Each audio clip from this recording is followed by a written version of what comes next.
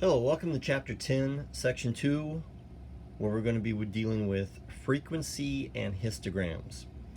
In this section, we are going to learn about two ways to display data other than what you learned in the last section, bar graphs, line graphs, circle graphs.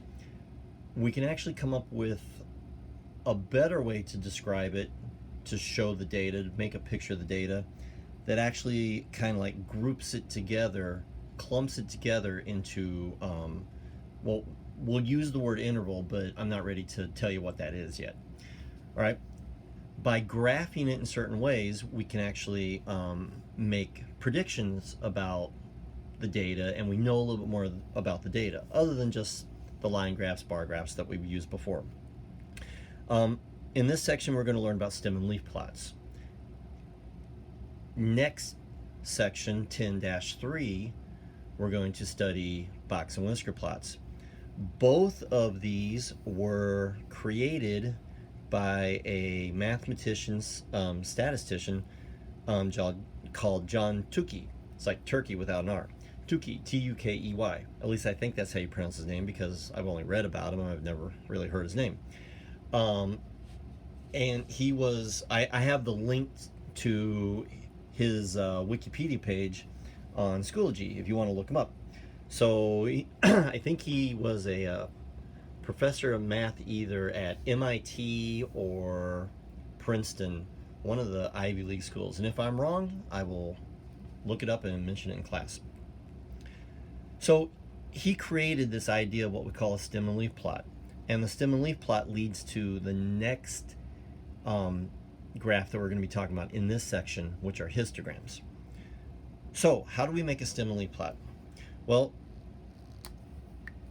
it's usually best with doing these things is just to like show you. One thing about it that I'm going to get to is that the numbers are going to be listed, and the numbers are going to kind of represent their own graph. They're going to make their own shape.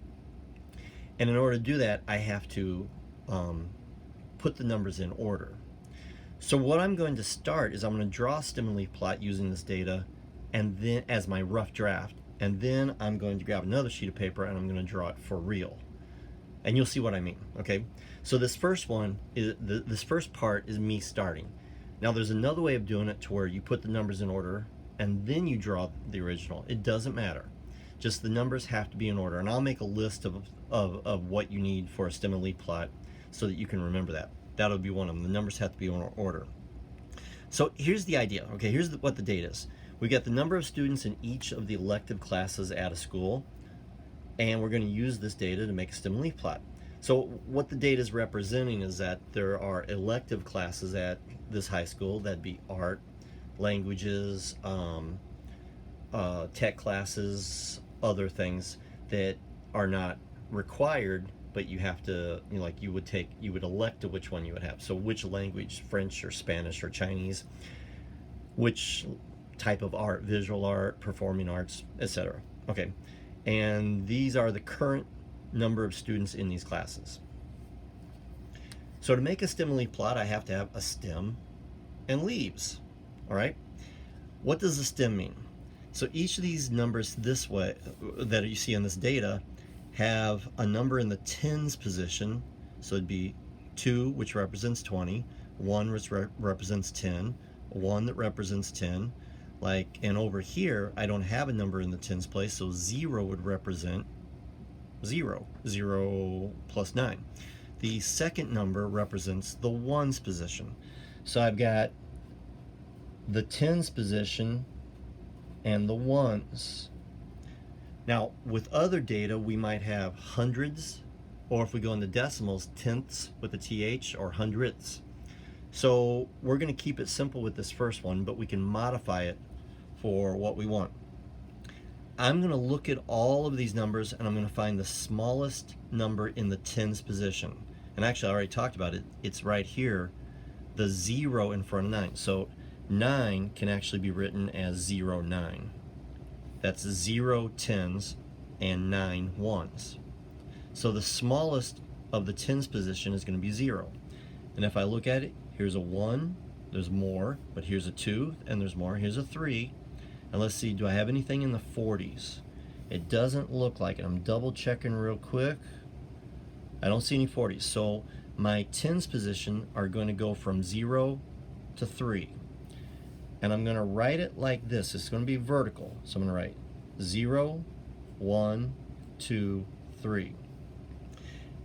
Now, this is kind of a bad example to start with because I wanted to do things that are going to kind of come up later, but there are numbers that are going to go with 0, 1, 2, and 3, these tens.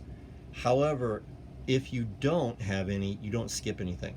So for other stimuli plots we're going to have, if there was nothing in the 20s up here, I would still put a 2 there. I just wouldn't put any leaves next to it.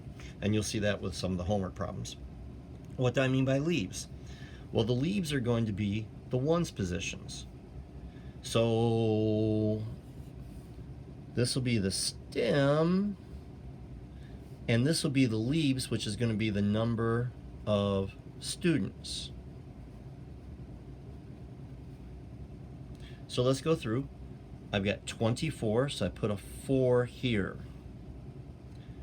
14, I put a 4 here. Now, here's the cool part. I have to make sure that I line these up. Think graph paper. Actually, usually when we do this in class, I hand out some graph paper, and we make sure that we put one digit in each column. We have to make sure that everything's lined up vertically. So I said I'd write these down. So the numbers, which are the leaves, have to be in order. And this is in order going away from the stem. So the stem's right here, so in order is going to go that direction.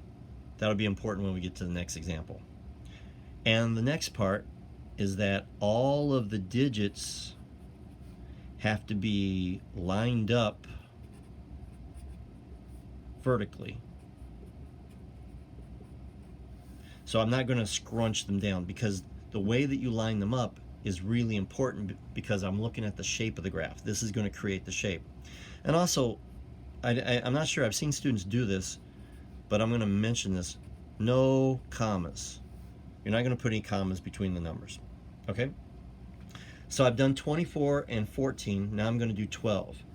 That starts with a 10. 10 plus 2 is 12, so I'm going to put a 2 here. I'm going to kind of space it out and make it real nice. 25, again, lining these things up vertically. 32, I'll put the 2 there. Look at all these. These are all in a vertical line. I smudged it right there, but that's okay. 18, 23, 24, 9, and of course that's 0, 9, 18, 34, 28, 24, and 27. Okay, now that's my rough draft. This is a rough draft.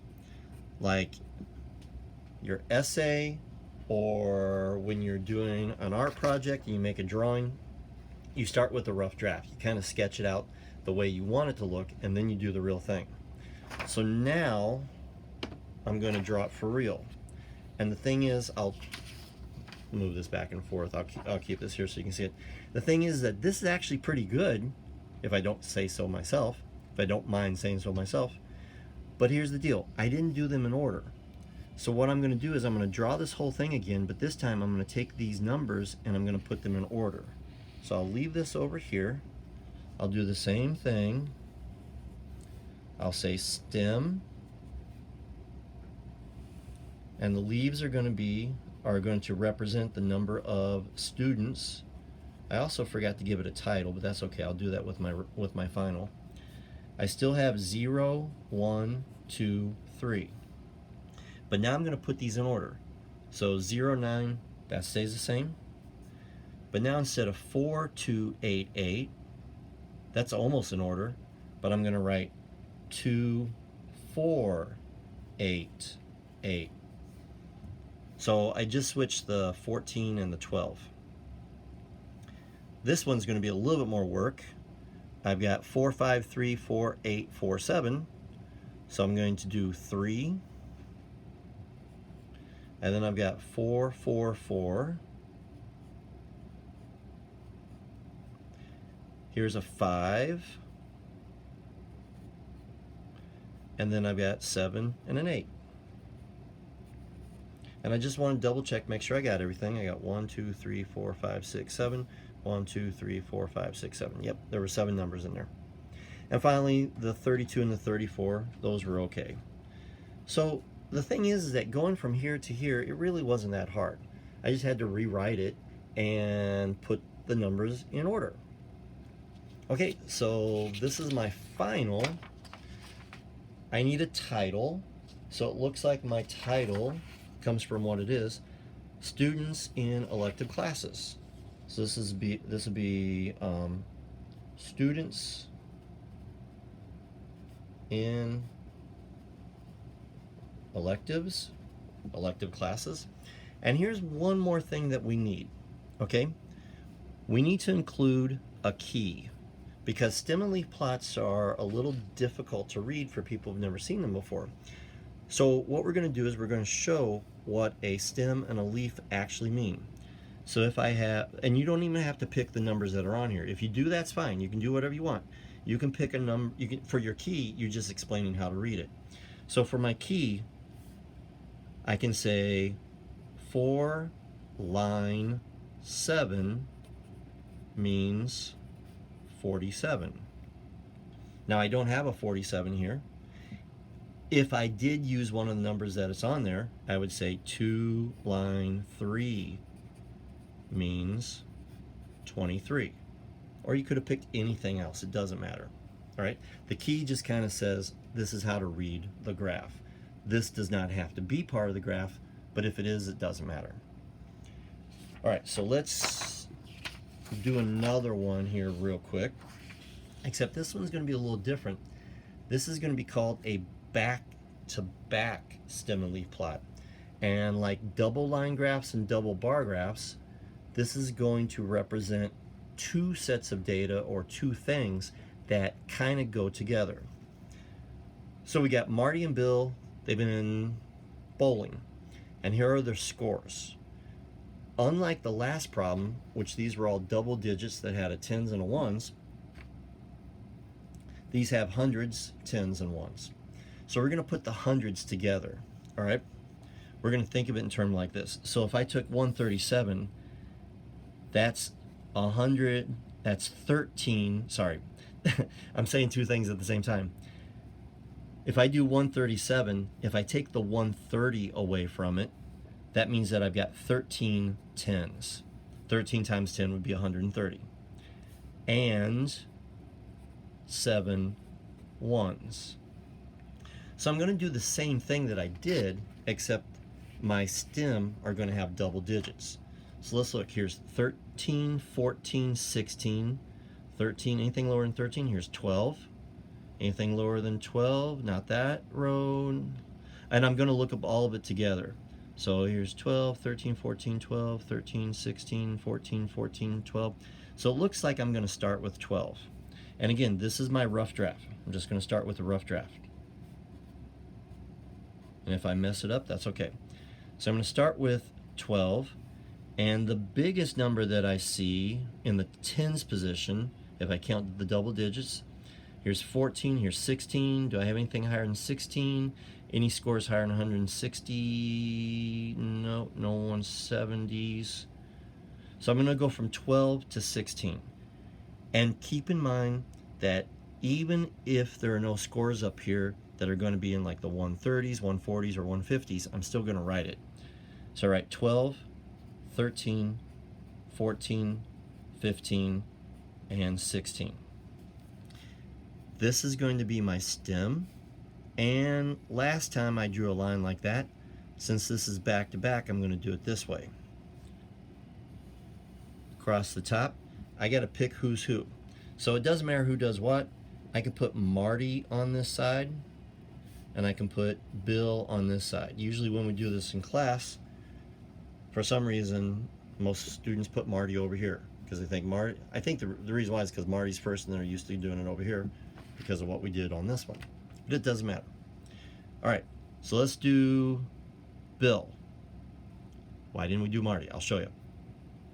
So Bill has 129, so that'd be 129, just like that. 138, put an 8 right there, lining things up vertically. 141, 124, so I'll put a 4 here. That's 124. 139 would go right here. 160, he had a good game with the 160. 149 goes this way. 145, I'm going to put a 5 here. Notice how I'm lining everything up as if they were all in columns. 128, those are still lined up even though there's a gap between them. And 130, fill that in with the gap. So there's Bill. Now here's the thing about the stems and leaves. They go this way. They go away from each other. So I'm not going to start over here, I'm going to start over here. So Marty had 137, I'm going to write a 7 right here. 149, 167, put the 7 here. 134, I'm going to put the 4 on the other side. So I'm going away from the stem. 121, 127, 143, 123, 168, and 162. All right. Now, keep in mind that that is my rough draft. It's not my final back-to-back stem and leaf plot. It looks really good, except for the fact that I need to have the numbers in order, and I also need to have a key. So, just like I did last time, I'm going to start over. And this might actually give me a chance to clean it up a little bit. I'll put the stem right here, and I have 12, 13, 14, 15, and 16. I'll draw these vertical lines. Now, on this side, I'll keep Marty on this side. Now, I have to go this direction. So my numbers are 3, 7, 1, but I want the smallest numbers closest to the stem and get bigger as you go away. So this is going to be 1, 3, 7. For the 130s, I want the smallest number close to the stem, so I'm going to put the 4 here and then the 7. For the 140s, it'll be 3 and 9. There are no 150s, so don't put anything down. Don't even put a 0 down, because if you look right here, this is 160. I don't have any scores in the 150s, so don't put anything down. For the 160s, I'm going to go 2, 7, 8. So 2, 7, 8. They are getting bigger away from the stem. Maybe you can still see this. I don't know. I'll put it over here. So for Bill, getting bigger away from the stem, instead of 9, 4, 8, I'm going to go 4, 8, 9. 4, 8, 9. Of course, let me label this. For the 130s, instead of 8, 9, 0, I'm going to do 0, 8, 9. 0, 8, 9. The 140s are going to be 1, 5, 9. Again, there were no scores in the 150s, but there was a 160. Let's give a key and a title. Don't let me forget the title. For the back-to-back stem and leaf plots, we do this. Means 34. And then we do this. Means, I bet you're going to think I'm going to say 72. That's not. 27. Because that's the first digit and then it goes this way. So that's why these lines are important to know what's what. So this is 134, 137, 149. Let's give it a title. I think we'll say bowling scores.